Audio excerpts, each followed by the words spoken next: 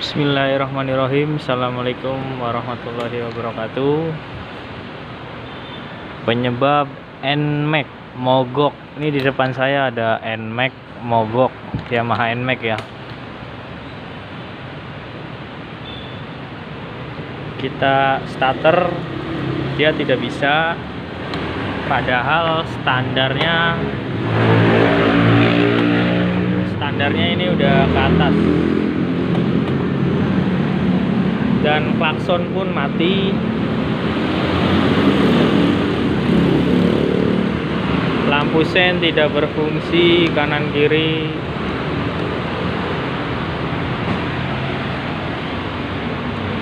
Ini mogok total ya.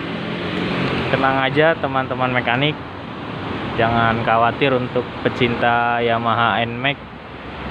Kita cek dulu, mudah-mudahan masalahnya cuma masalah sepele. Oke, kita tunggu video selanjutnya. Halo, kembali lagi bersama saya. Ini dia penyebab utamanya. Pasti cek sikringnya ini putus. Oke, kita bisa lihat. Teman-teman, kalau ada sikring putus, mendingan kita cek. Itu pasti ada kabel yang tidak beres atau kabel plus yang nempel ke kabel massa, bisa ke kerangka motor, bisa ke mesin, bisa. Itu yang bikin sikring ini putus.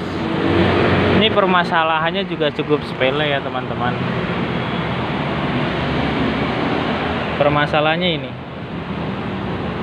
jadi ini kan min plus, jadi ini setrum, ini massa. Kalau setrum ketemu massa ini, otomatis sikring itu akan terputus. Coba teman-teman, kita kasih sikring. Ini sikring yang bener.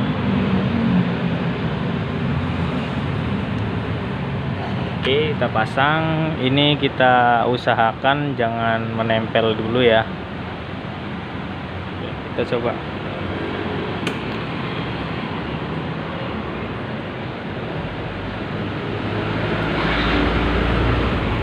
Motor nyala, lampu sen kanan kiri normal semua, klakson pun normal semua. Oke, penyebabnya adalah ini ya, ini digigit tikus. Jadi kabel ini menempel plus minusnya, jadi mengakibatkan sikring ini putus teman-teman. Oke, gitu aja perkenalan dari saya. Jangan lupa di share, like, dan komen, subscribe juga terutama. Oke, assalamualaikum warahmatullahi wabarakatuh.